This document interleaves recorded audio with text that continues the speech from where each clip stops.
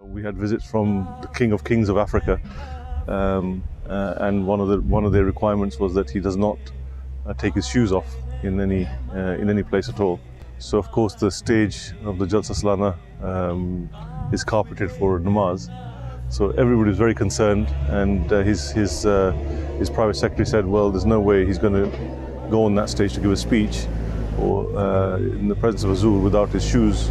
And when this was presented to Khalifa Masih in 2 minutes, he said, "Give us the solution."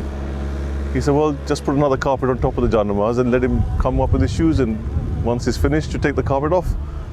It was so simple, and yet none of us could think of this easy solution.